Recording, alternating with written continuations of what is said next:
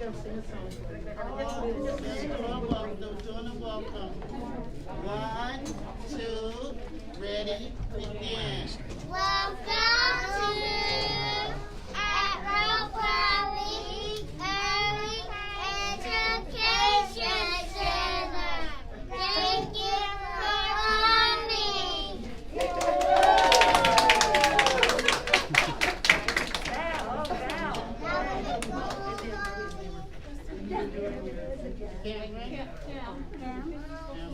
Cameron. This goes to Miss Maxine. Hello?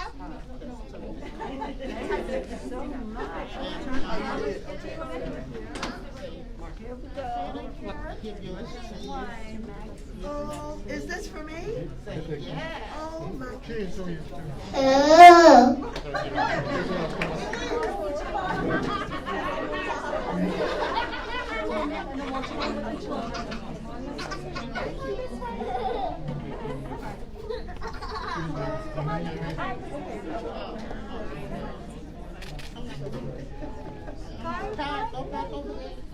Behind you. Can't wait to take this to the speaker's office. Oh.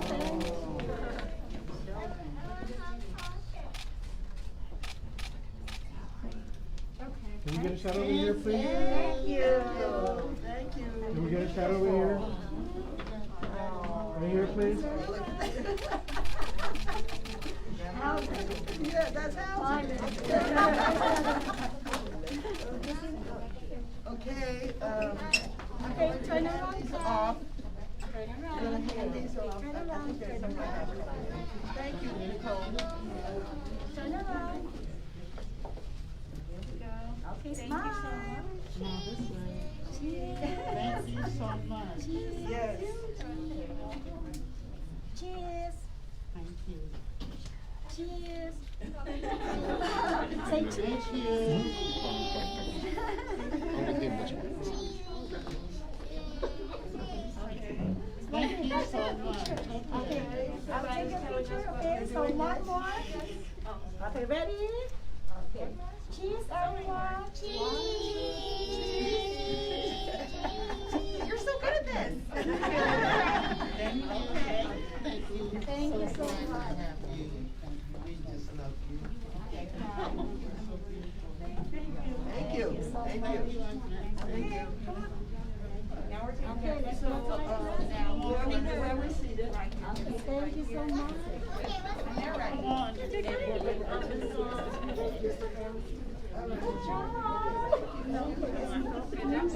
go to the Sadie and Timothy.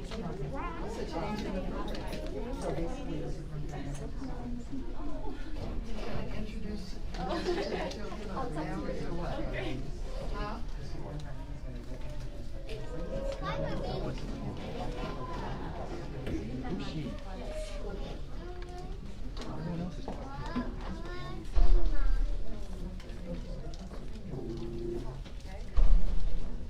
So good morning, thank you for being here. I'm Tanya Ortiz-Franklin, the LA Unified School Board member for District 7, and we are just so grateful to have some fierce female leaders with us and our scholars. Can we say good morning to the Gonzalez family and the Hinshaw family?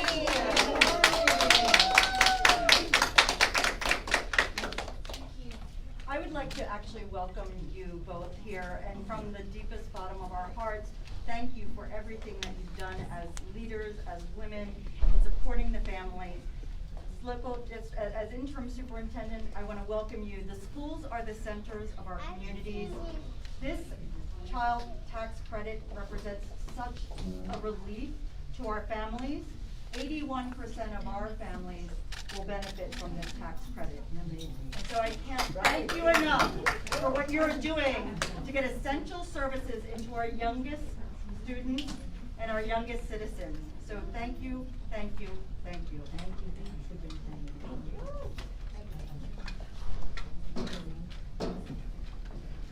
Okay.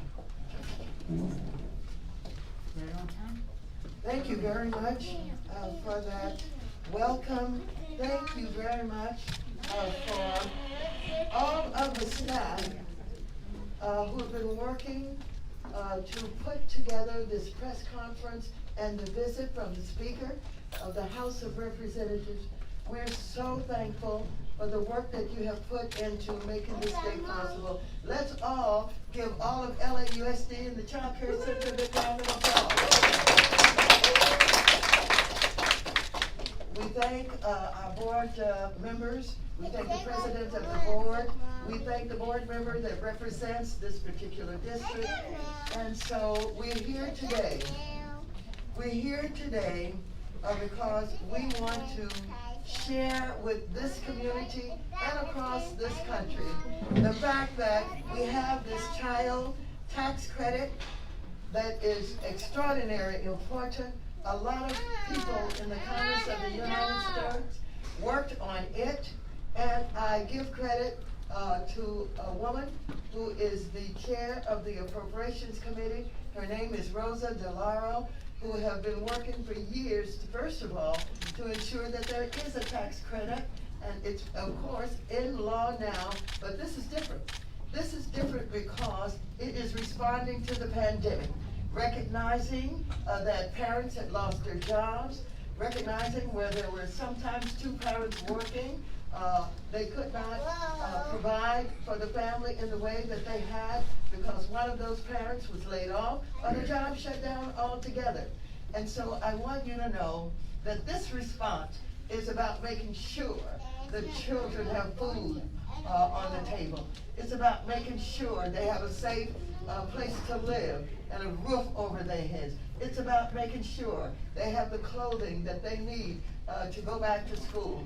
It is about this government supporting the families of this country in an extraordinary and most unusual way. But, as I said outside, we got this and started this in the House of Representatives. And we were able to do some things that some never thought could be done. Aside from the CARES Act, the special money that we put out in December, and then the American Relief Plan, where we're helping families, we're helping children, we're helping businesses and small businesses in particular. None of this could be possible without the Speaker of the House of Representatives. I want you to know that I am pleased to introduce to you, to our children, the families, to the staff, and to everyone present, that this woman, the Speaker of the House of Representatives, the first ever a woman, first to be elected in this country, in the history of this country, serving in her second term, is a powerhouse. Yes. And when she speaks, everybody listens, they're better. And when she is determined to make something happen, no matter what the odds are. And I could go back and I could tell you some wonderful stories about how Obamacare came into existence. And when they held out on the opposite side of the aisle, she would not close down the assembly until she got that vote. She got the vote for Obamacare, but these are the kinds of things that she does every day. And we are very pleased that she's here today. She's traveling across the country. She's in state after state. And whether it's talking about the child tax credit, or it's talking about rental assistance, or it's talking about small businesses, or she's dealing with something that is on the agenda in front of us all right now. We call it the jobs bill. It is the infrastructure bill. It is huge. And so we're dealing with that. We're dealing with what is happening with the ability for people to vote and not to be interfered with, to be suppressed. She's dealing with not only that from two levels, one being a huge bill, H.R. 1, that will undo some of the harm that has already been done in the states in suppressing the vote. In addition to that, the John Lewis bill that we're ready to introduce and pass, and that will ensure that the decision by the Supreme Court that overturned really what we understood in Section 5 that ensured that those jurisdictions that had laws or were creating laws that would undermine everybody's ability to vote is overturned. And so we want to get that all cleaned up. But she is in the leadership of all of this. And she goes from meeting to meeting, from committee to committee, to the White House, to the Secretary of the Treasury, the Secretary of the Fed, on and on and on, making sure that she uses her time and her influence to take care of the people of this country. And she does it well. And don't let that smile fool you. She will get real tough, okay? And that's how she gets it done. Give her a big round of applause.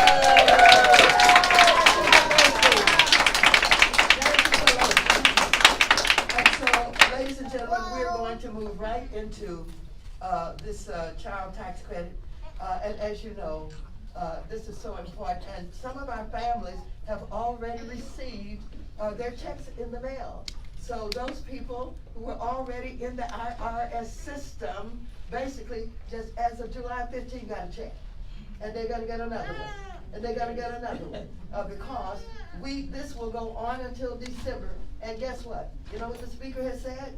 We gotta make this permanent. Yay! And so, she is here today, and she's been meeting with our parents already. And so these parents are very special. They're here at this Ethel Bradley Center.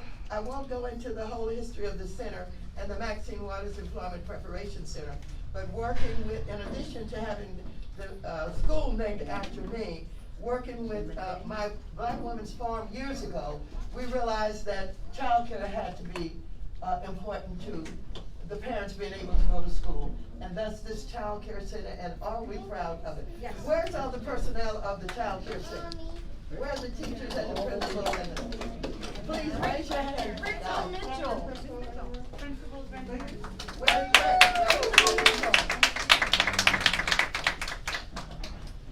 And so here are the families that are participating in this child tax care press conference.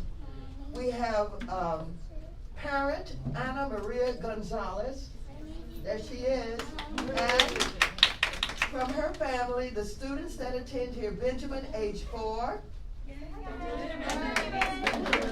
Jordy, age 7, and Nathan, age 9. And now on the left-hand side, I have Raven Henshaw, Mrs. Henshaw, the parent here. And she had 2 students here. She's got Sadie, age 4, and Timothy, age 2. Now, was I correct in saying that you both have received your payments? Yes, that's correct. Were you surprised? Yes. Okay, I'm going to ask you a little bit about what it means and what you felt when you received it, and what can it do additionally for your family at this time of the pandemic. Please share with us. Nancy Pelosi, I want you to hear from our parents, and I want you to be able to discuss with them exactly. To go to school, uniforms, etc. As everyone knows, while the pandemic was fully going on, it's still going on, but while the kids were at home, they were eating us for house and home, so this absolutely helped with that. It's allowed us to sign them up for different enrichment programs and sports programs, so it was definitely a great help, just a wonderful surprise.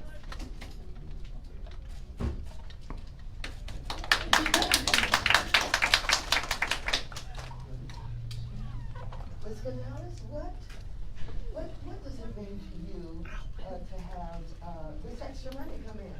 To be honest, it was such a good help with me not being employed because my school shut down and we couldn't go back in person. It was such a help with being able to cover part of the rent and just put more food on the table.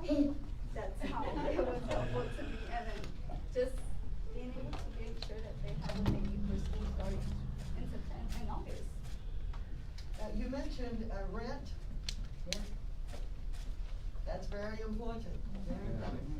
With the jobs that don't pay enough and rent is going up every single time, it's it's really hard with me being the only parent working. So, I mean, I just wanna say thank you, cause that did help out a lot, and it's helping. And from the bottom of my heart, we really appreciate it. Thank you so much. Well, Maxine talked about the kinds of meetings I attend. None more valuable than hearing directly from the people we're here to help what it means to them. Because that helps us take the message back that it has reached, and we're working very hard to make sure it reaches everyone who is eligible, but also that we need to make it as permanent. And that's a challenge right now in terms of the cost. But we think the cost is worth it because of what it means in your lives. As said to them earlier that day, the Gonzalez family and the Hinshaw family were our VIPs today. Their words were the most important that any of us could hear, because they talked about the impact of public policy and what it means to families and what it means to children. Madam Chair talked about Rosa DeLauro, the Chair of Appropriations. For 20 years she's been fighting for this. But Joe Biden in the White House really made it happen. That's why we call it the Biden tax credit, but I call it the Biden tax cut, because that's really what it amounts to.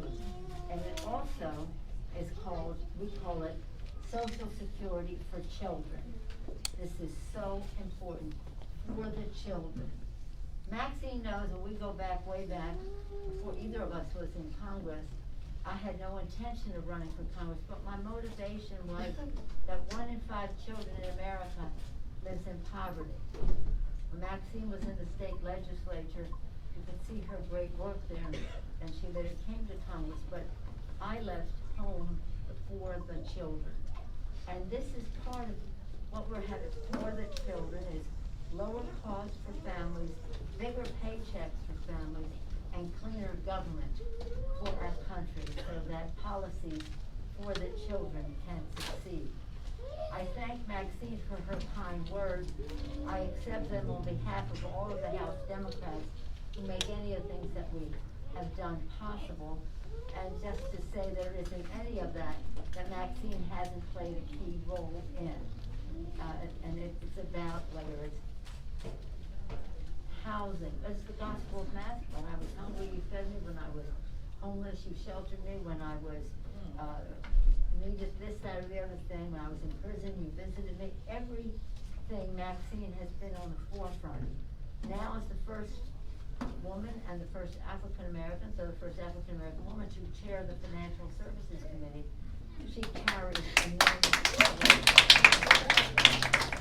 So when she sings my praises, she just means Nancy pays attention to the chairs of committees who have so much to do. As we gather here for the child tax credit, and in 2 days, the next checks will come. The next checks will come in 2 days, Sadie, isn't that good? We also want to say that this is part of the rescue package. And the rescue package has in it funds to keep people from being evicted and from eviction, and Maxine Waters wrote that language last year in the year-end bill, and then the further language in the what we call the rescue package. In the rescue package was a child tax credit. But as we go forward for the children, we'll have, what you all know, we'll have universal pre-K. We will have a big transformative investment in child care. We will have family and medical leave, 12 weeks paid, and we will have a big commitment to home health care for children, for people with disabilities, for elders, so that parents can work. As we've said in the other room, children learning, parents earning. That's a good formula for our families. But again, these ideas about moratorium on eviction, how to help renters, how to help mom and pop tenant landlords, and the rest, all came out of Maxine Waters' committee. But she also was her reach was very pervasive in all the bills to make sure that communities of color, previously underrepresented communities, previously addressed in terms of whether it's COVID or whatever, were written into the law so that we have the outreach to get the job done. It's a pretty exciting time. It's an exciting time. We have a president of the White House who has the courage, the confidence that this is the right thing for the American people. Strengthening America. We build our infrastructure, that's a wonderful thing. But we must build the human infrastructure. It's about the strength of our families. So I'm excited to meet the Gonzalez family, and we'll take your message back, and if you have some more things, perhaps Nathan has something he wants to say. No? No? Sure? Oh, you do? We got something to say? Benjamin actually goes here. And here we are in the Ethel Bradley Early Education Center. What work could be more important than early education? And we're here in a place that is part of the Maxine Waters Employment Preparation Center. So this value system has been there, and when I say listening to them is the most important thing, because we take back ideas about how to shape policy. Well, Maxine's been doing that for a number of years now, and it translates into public policy, springing from meeting the needs, understanding the needs, meeting the needs, public policy for the people. And it really is the most important thing. The strength of our democracy, Maxine mentioned some of the voting rights. The strength of our democracy is a strong working class, middle class, and those who aspire to the middle class. To keep our democracy strong. It's under attack, both in many ways, and we are there to protect it. I always say the middle class has a union label on it because that's how we got a middle class in the first place. But these are some of the debates we're having in Washington. But getting back to the children, first and foremost, when people ask me, what are the three most important issues facing the Congress? I always say the same thing. Our children, our children, our children. Their health, their education, the economic security of their families, including pension security for their grandparents and the rest. A clean, safe environment in which they can thrive, and a world at peace in which they can reach their fulfillment. So I thank Maxine for her leadership in so many ways over such a long period of time. I want to join her in thanking the LA Unified School District, the representatives, the superintendents who are here, and the members of the board. Thank you all. And unless the children have any comments, questions, or whatever else. Yeah. You say? You okay?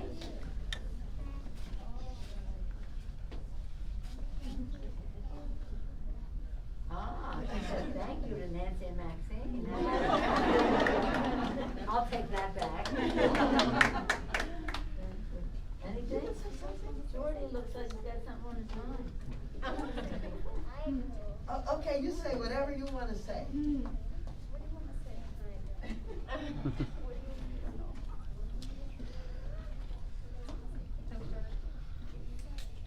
They are the future, and that is our purpose. Our Okay, well, purpose say, is you can say it, say it to Nancy, tell her. Thank you, because I can eat now. all right. Okay.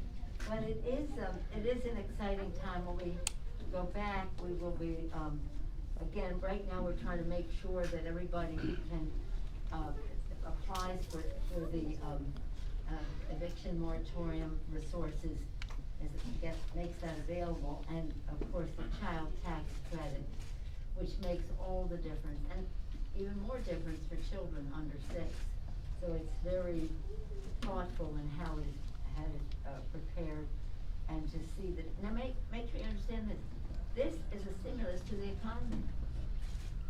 You're going to spend the money, right? You're gonna buy things for school, to get ready for school and the rest, injecting demand into the economy, creating good paying jobs as we meet the needs of the children. Maxine, thank you again for your boundless leadership. We could be here past midnight just to see all the difference that Maxine has made in every way. Always values-based, always visionary for the future, always knowledgeable about the issue, always strategic in how she goes forward, and able to draw so much support. That's why she's such a great leader. Madam Chair. Nancy Pelosi, Speaker of the House of Representatives, I want to thank you for coming to South Los Angeles today. Which is that families are up against by half. And so many of those families who don't have quite enough are going to benefit mightily from this program. And I thank you for your leadership, and I thank you for being here in South LA. Thank you. Let's give Nancy a big round of applause. In our state of California, will be 90% of the children will receive the Maxine, are you ready to hear it? Yes, well, of course, and we're going to get some help from Marcus here, because the press gets very aggressive and they'll start fighting each other. You got to make sure he will point them out and call on them, and that way we'll be safe. Capital and this or that, but I always say to them, you see the respect we pay for Washington and Jefferson and Lincoln and many of our founders and leaders over time. But they would not want us to spend our time honoring them. Well, we can't start until the kids stop jumping around and laughing. I said, no, that's the perfect backdrop. The sound of the future, right? Yeah, absolutely. That's why we're here. They're the voices that need to be heard. But you said it so beautifully, because you do not know. I mean, it could be a teacher, could be a dog, could be anything, but we want kids to reach their fulfillment. And this is one way that we can do it. And by the way, when we talk about these issues, this is an investment. It is not a cost. It will bring money back to the economy, as I mentioned earlier, but nothing brings more money back to the Treasury than the investment in education. Early childhood, K through 12, higher ed, post-grad, lifetime learning for our families, our workers. So any investments in education for the children are not a cost, they're an investment, and they reduce the national debt, not increase it. Thank you. Okay, next we can go to Hunter Lee. Maxine, did you want to say something? Well, no, except I want to thank the Los Angeles Sentinel representative for being here. And I think Nancy Pelosi has defined it so well, based on what we care about, what we put at the top of our agenda, and how we've been able to do what no other Congress in the history of this country has ever done. And when we talk about the way that we organize, and it does cost money, and we do get a lot of resistance, but we believe that investment in human potential is what will keep this country great and will move this country forward. And so I'm so very pleased and excited. When I put together my flyer about this event, I put together a flyer, and I said, if someone will hand me my flyer, what I said was, I did not want the language oftentimes of politicians in Congress, because we speak a certain way and we understand what we're saying. But for this flyer, in both English and Spanish, instead of describing it the way we would normally do, I put how to get your money. And we say new cash payments for your children, and it describes how to do it. And so I wanted in every way that I could to make it plain, so that people would understand it in the Spanish language also. And so I took it back to Congress and I gave it to Rosa DeLauro, and they passed it out among our colleagues, and many of them went back to take it to their districts so that people would understand right away what this is all about. So thank you, Nancy Pelosi, for your leadership. Thank you for willing to spend money. Thank you. Thank you for willing to put up the fights. And thank you for the long hours you take convincing people. She is so good at convincing people. She takes the time to talk. And when I'm with her and I'm watching her do this, I think to myself, oh my God, how can she be so patient with explaining something? She's good at it, and that's why she's successful.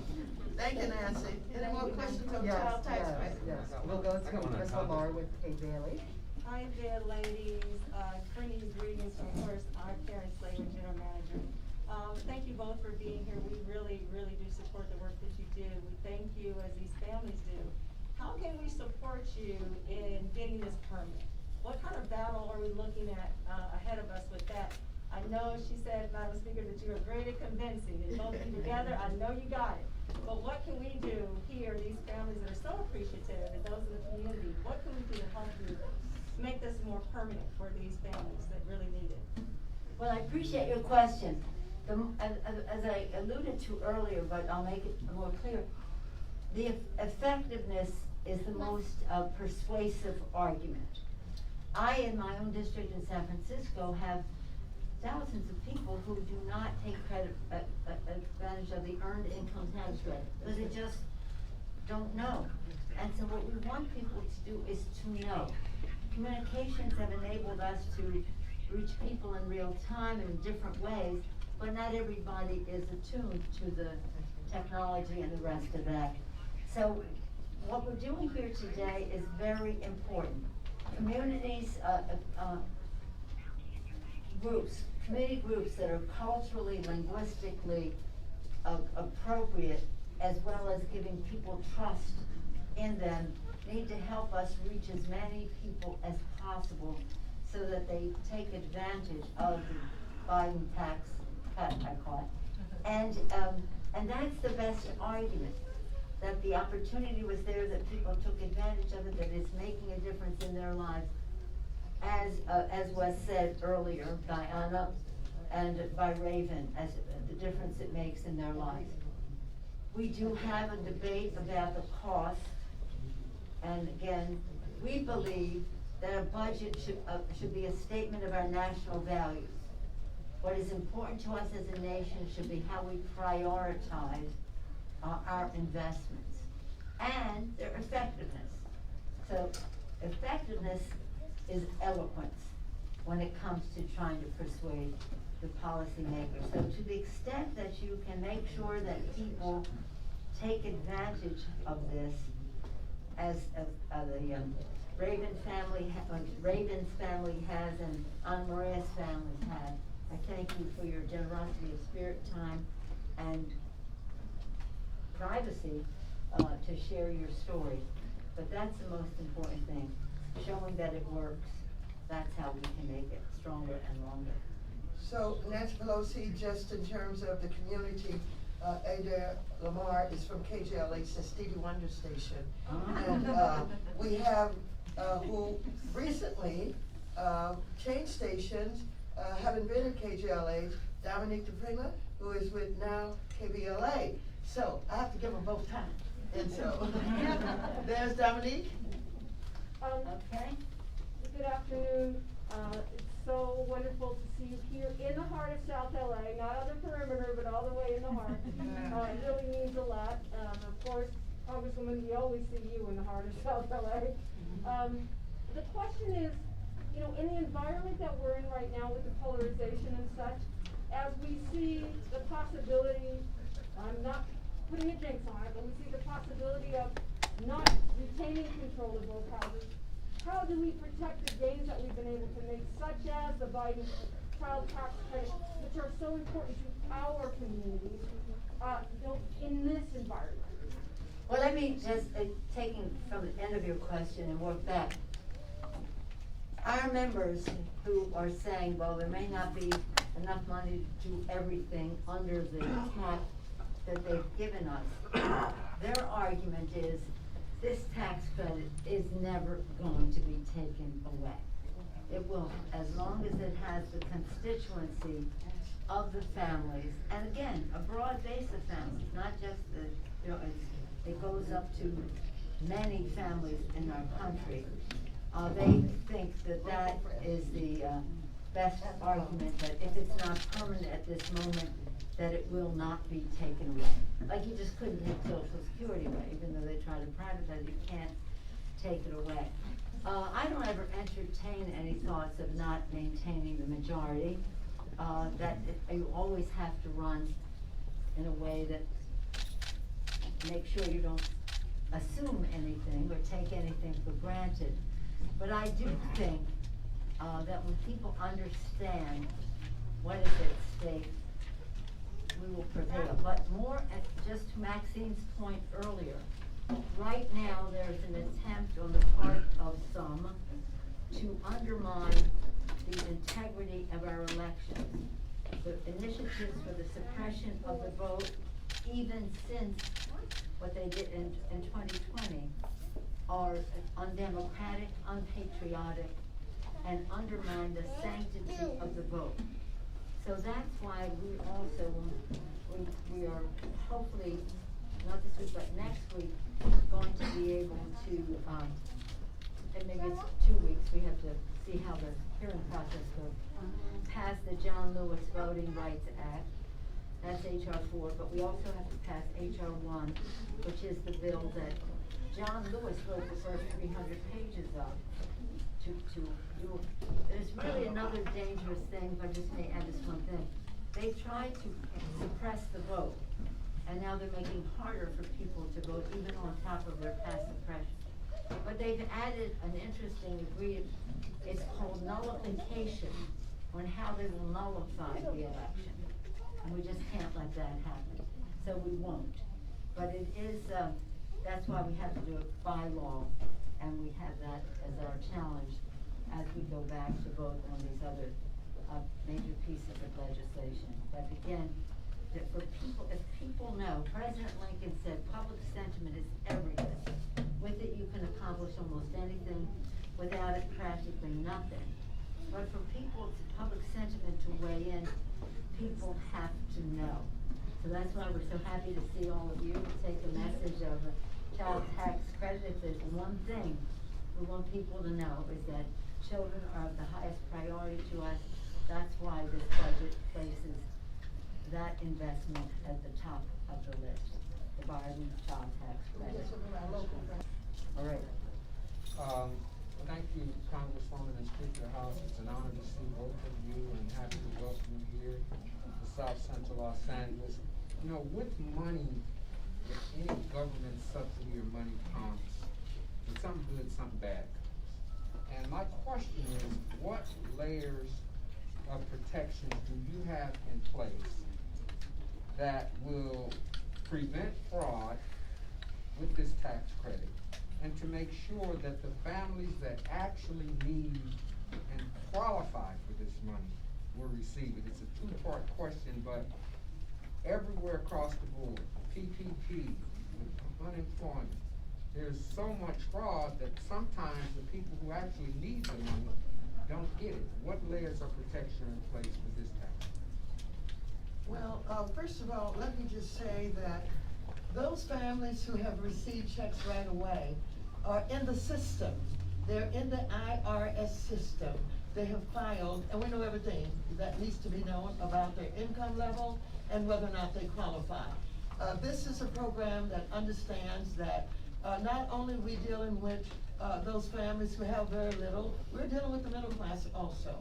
And when we do that, and we look at the tax returns, we know what the qualifications are. Single individual head of household up to $112,000 for what did I say? Yeah, 112. Up to a single, two people in the household, up to $150,000. And so that's already set out, and they can't get any more. They can't be denied. They qualify. They're in the system. They filed their tax returns and such, and so we're comfortable with that. And so even though, as you allude to, there are some programs where you have more attempts to beat the system and to create fraud, this one is harder to do because, like I said, those who are in the system already, we have the basic information. Those who are not in the system, they qualify through following the instructions here about where to call and how to get started. Which means if they didn't file for taxes because of they may not have filed, or there may have been a divorce. There may be any kinds of things that have happened that would cause them to have to perhaps make a telephone call into the IRS system that's overseeing this. So we feel pretty comfortable about it. So if someone is receiving welfare benefits right now, how do they qualify for this tax credit, or do they qualify? Well, one of the reasons this program is so important is, don't forget, some laws were instituted that cut back on welfare, that basically relieves people of welfare who've been in it for 5 years or so. We have families out here with no income, living with family members, living with friends, living in apartments that have been divided up into 5 different families when it only has 2 bedrooms. And so we hope that these people will go and follow these instructions and file so they can get into the system. Okay, if you filed tax returns the last 2 years, no action is needed. And then you have the following instructions if you do not. But let me say, we don't want any waste, fraud, or abuse in anything that we do, and we subject what we do to pretty harsh scrutiny. And that's why we have nearly $1 trillion in money to spend in our bills for people who have avoided paying their taxes. I'm not talking about manipulate the system. I'm talking about breaking the law. So I don't want it to be a system where in some places, the IRS, up until now, has spent more time going after low-income housing tax credits or low-income tax credit violations rather than billionaires who have avoided illegally paying taxes. So in every aspect of our system, we want the integrity to be respected, but we don't want people to be afraid to sign up for fear that they may be focused on unnecessarily. Should we go to? Okay. Yeah. Can I ask a follow-up on the bill itself? As a Excuse me. Oh, sorry. All right. We're gonna go to Sue Favor with the waive tax. Thank you. The local first. Hi, it's an honor to be. You can't hear you. Sorry, it's an honor to be in your presence. Thank you very much for coming. I heard that.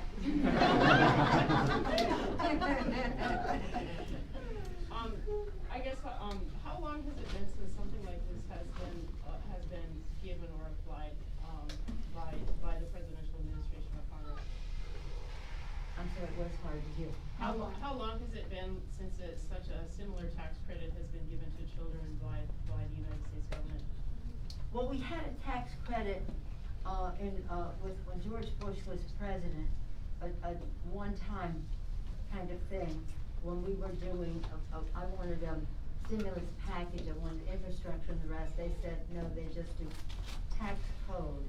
This was when he was still president, so about 2007. And it was just an interim. But that was Rose's sort of, this is a moment that we can at least do this. But it wasn't an ongoing program. So this is truly revolutionary in that. Oh, this is transformative. This is like Social Security. Necessary, of course, respected now as an absolute, and this is transformative. So nothing, I should say nothing like this. We had used it because we were always trying to get it in someplace. But this is you have it this week, month, you have it next month, you have the month after. It's quite a remarkable thing. And then just one more thing, Madam Speaker, just to clarify, your next steps on getting this to be a more permanent thing or what again? Well, we are writing now the next bill, which is the Human Infrastructure Bill. It would take a lot of money to make it permanent, but as I say, we consider it permanent. Now, how do we, every step of the way, ensure that? The most eloquent statement is that it is effective, that people are taking advantage of it, and that they are sharing with us the difference it makes in their lives. Thank you. Next, Mr. Don Davis with Our Weekly, do you have a question? Hey, yeah, real quick. So, it sounds like, you know, in the future when you're doing economic stimulus, if you can market it around the fact that it will directly impact children, it'll be hard for people to say no. Am I on the right track with that? This is so widely popular in the public. I'm not speaking for the Republicans in Congress because not one of them voted for this. Not to get political here, not one of them voted. But for what we're doing now. See, what we're doing now is in the rescue package. What we want to do into the future is in the next package. So again, in the rescue package, we didn't get one vote on the other side. So our message is to the American people, and their support for this is what is important. I would hope that it could change the minds of some of the other folks on the other side of the aisle if they hear from their own constituents how important this is. But they probably go home and take credit for it when they won't even vote for it. Okay, all right. Next, we would like to go to Spanish language media. So, Univision, Telemundo, Estrella, any questions from you all about the child tax credit? What would you say to families who are scared or who think they will have to pay this back within the next year? I'm sorry, I just couldn't. What would you say to the families who are scared or who think that they have to pay this money back within the next year?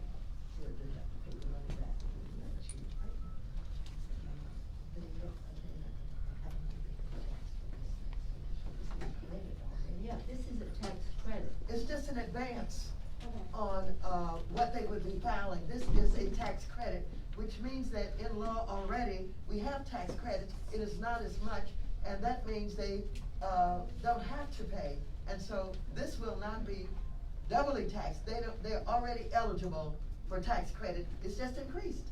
But let me also just say, Matt, remind me, that sometimes the tax credit comes when you pay your taxes. That's right. Or a tax time.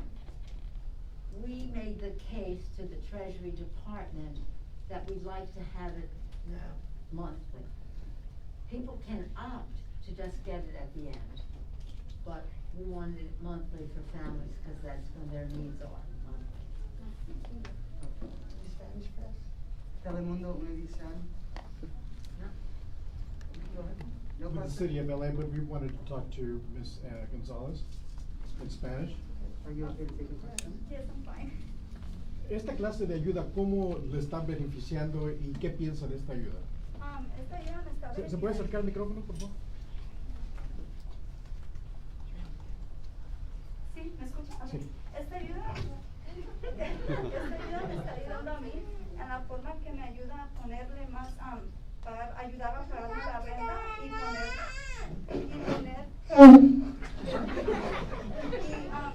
y terminar de poner comida en la mesa porque la renta está subiendo y los trabajos no están subiendo. O sea, el trabajo está igual, no está pagando más y nos está pagando menos.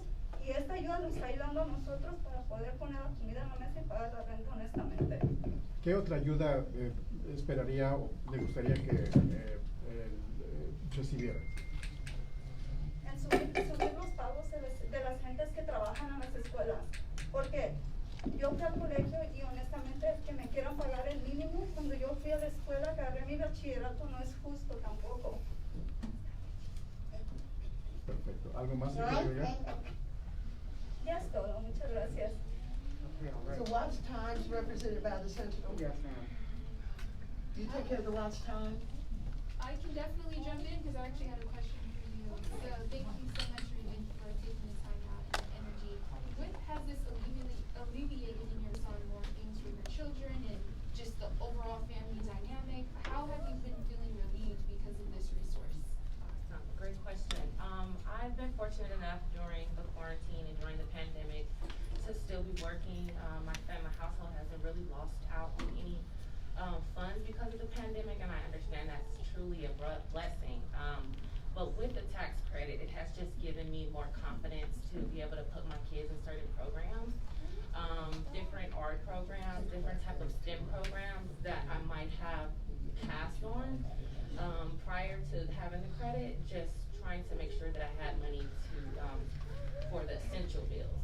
But now with the additional funds, it's given me an opportunity to really delve into enrichment programs for my children, and I truly think that's so important because in such, I guess, disadvantaged neighborhoods, we don't often have that opportunity, and so I think this is a great chance to give them something that I might not have been able to offer before. Would you say that you feel like you can now focus on the quality of life a little bit better? Observation, and that is one of the things we talked to President Obama about and President Biden now is when we talk about the basic fundamentals of housing, food security, job security, all of that, there's another element that people have to understand, and that is mentoring.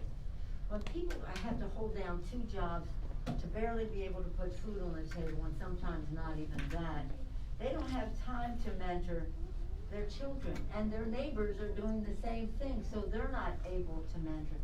So this mentoring factor, as you said, the enrichment that the children are now getting because of this partially because of this check is very important. But to the extent that parents can have more time with their children for the mentoring, it's so very, very important. Okay, thank you. All right, we're gonna take just 2 more questions. Alex, we'll go to you. All right, just a follow-up on the bill itself. Helping kids is the cause of your life. That's right. This is the biggest anti-child poverty bill in the history of the country.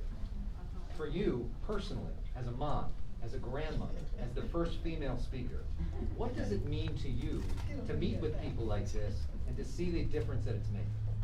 Well, I appreciate your question. As a mother of 5, a grandmother of 9, my first statement is, aren't these children well behaved? Really, they're getting into it, I mean. Who knows what might come next for them. But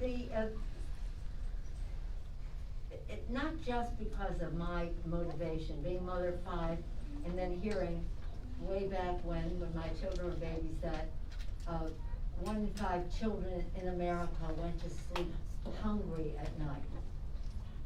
1 in 5 children in America lives in poverty. In America, the greatest country that ever existed, how could we tolerate such a thing? But it exists, and it still exists, and it's been exacerbated by COVID. So we saw this as an opportunity to just transform people's thinking about how we go.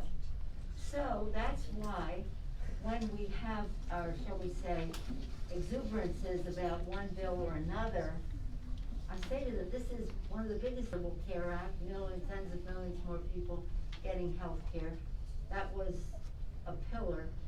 Social Security, Medicare, Medicaid, Affordable Care Act.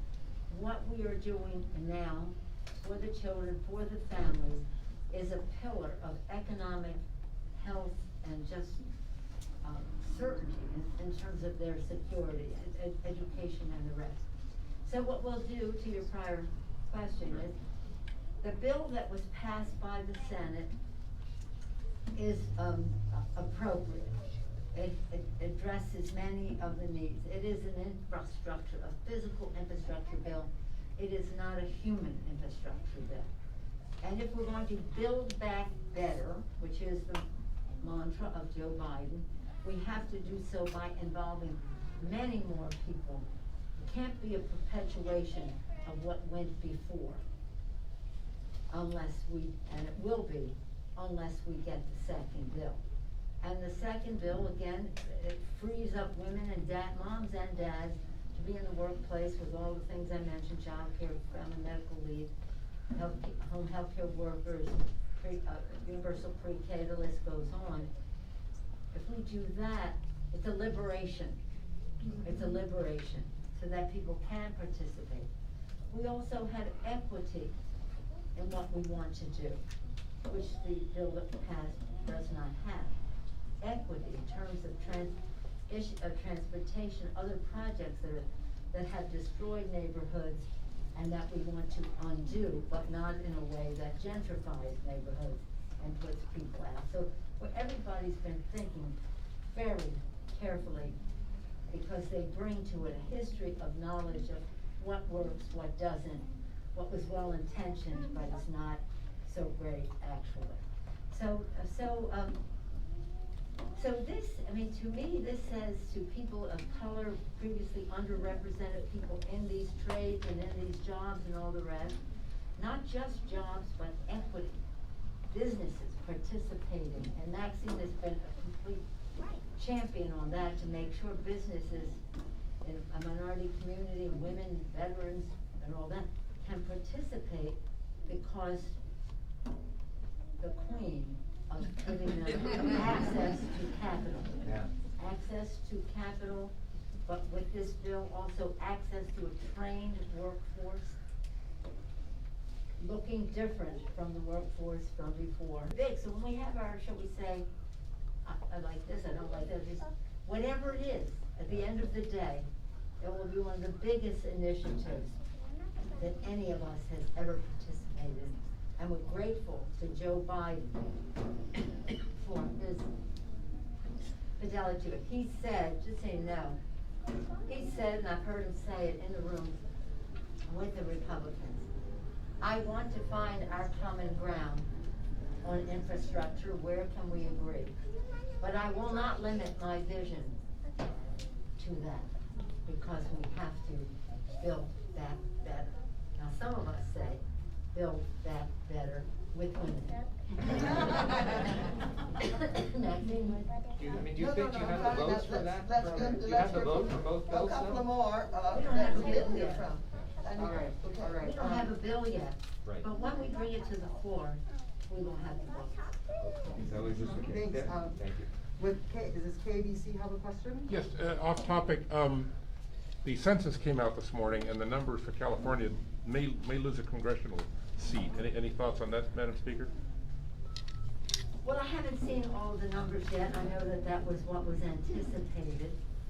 But whatever our numbers are, our power will be great in the Congress of the United States.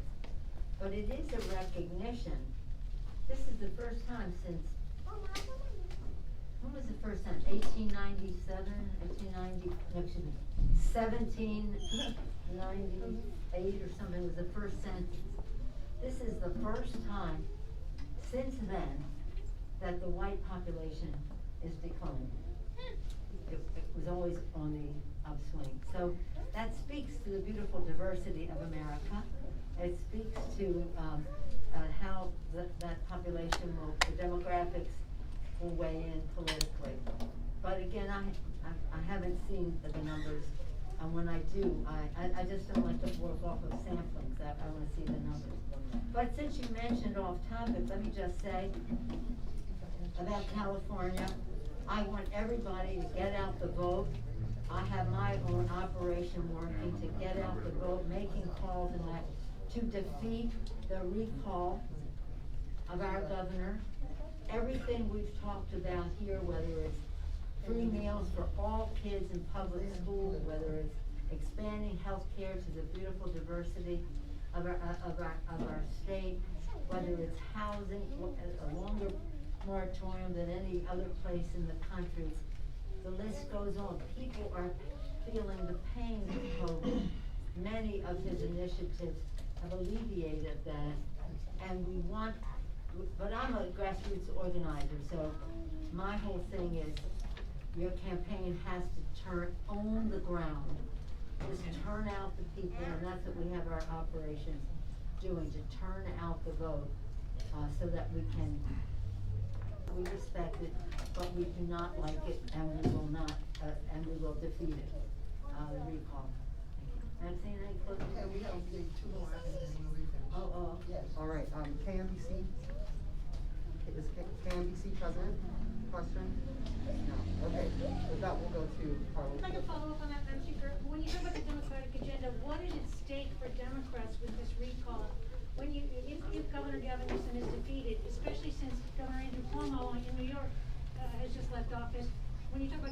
22 and 24, with the Democratic agenda, child care, tax credit, pre-K, et cetera, what's at stake for the party overall? Well, what's at stake for the people of California is really the question. As I have said, the governor has acted in a very important way, and we take some credit for the resources that enabled him. But he has implemented. He has implemented it, and some places have not implemented. He has implemented, and again, he has seen the pain.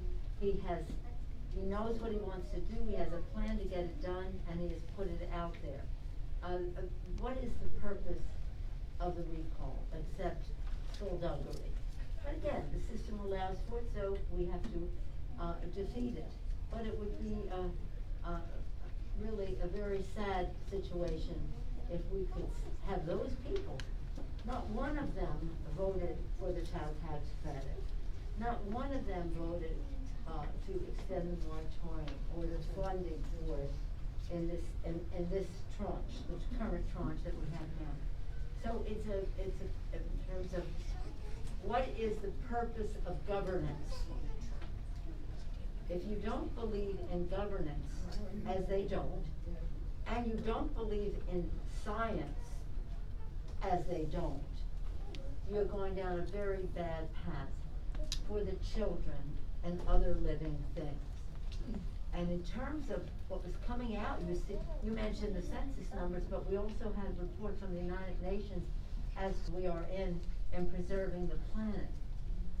And that's so essential to our children. It's a health issue, the air they breathe, the water they drink, the jobs their families can have, just the moral responsibility we have to them to preserve the planet. Gavin Newsom is a champion on that. The other side doesn't even believe in it, that it's happening. So it has every aspect, from the free lunch program in schools to preserving the planet. It has to be defeated. And again, with a recognition of the pain that people are feeling, concern they have about their own families and their future, and how we fight COVID. And again, on the ground, get out the vote. September 14th is the deadline. She's your last one. Anybody? Madam Speaker, you recently noted your 9 trips to Afghanistan, and as we continue to see provincial capitals falling to the Taliban in Afghanistan, U.S. intelligence said that Kabul could fall within 90 days. I just wanted to know what your thoughts on that were, and what it means for Afghan defense forces, and especially, or particularly, women in Afghanistan that had made so many gains in recent years, if the country returns to Taliban rule.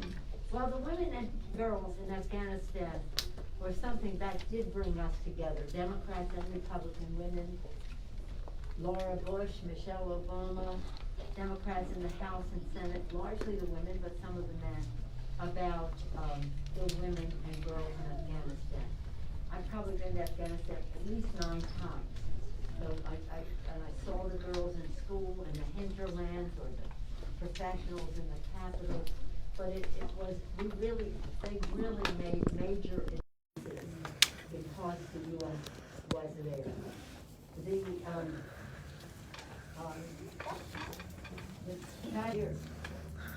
The problem with it is that when we went in 2001, we did not defeat the Taliban. We routed the Taliban. They headed for the hills and beyond, and are just waiting to come back. 20 years. We just had the president of Afghanistan in the capital about 3 weeks ago when he was in the U.S., and he thanked us for the the service of the families who lost loved ones or had loved ones had other problems that were not completely visible, and we made a big contribution. But our purpose was to make sure it was not a safe haven for global terrorism to hurt the United States. There are so many other places that fall into that category now that it's heartbreaking, but we have to watch and see. We only have candidates when you appoint some troops to Afghanistan to be helpful so that the Afghan forces themselves can be better able to protect the country. But it's almost 20 years. It's about 20 years. You know, when we went into Afghanistan, how many troops we had on the ground? About 200. It was not a serious effort, and the mistake was, let's go to Iraq. And we went to Iraq, we ignored Afghanistan, and here we are. In any event, the women remain a very high priority. What that means for that country. I've been to their schools in the countryside where they recited poems and just to see the glory of the education of girls. So I'll close by saying this: if I ruled the world, people ask me that all the time. Close. They say if you ruled the world, or they say if you had a magic wand, what would you do? And it is about education of women and girls throughout the world, education of our children. And that's what's happening here. So when I came, I said to you, you're doing the most important work of all, education of our children. Thank you so much. Thank you all so very much. First, again, I'd like to thank all of the staff, principal and all of the staff here at the Ethel Bradley Child Care Education Center. I'd like to thank the principal of the Maxine Waters Employment Preparation Center. I'd like to thank the parents who came today and shared their stories with us. I'd like to thank the children, and then I would like to thank all of LAUSD, elected officials, board chair. I'd like to thank you all so very much. Thank you, press, for showing up today. Someone asked, how can you be helpful? There are a few ways you can be helpful. First of all, we'd like you to tell the story and carry the message from here today. But I'd love some public service time. See if you can get some public service time addressing this issue for our children. Thank you all so very much. Give yourselves a big round of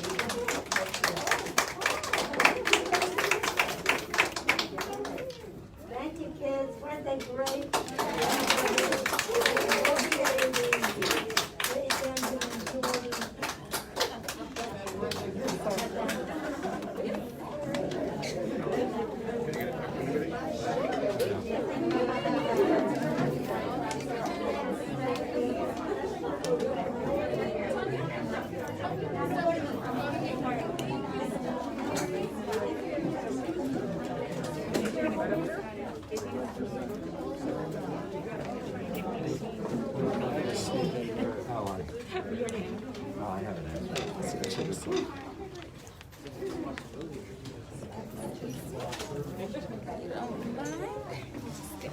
Scoot. Thank you.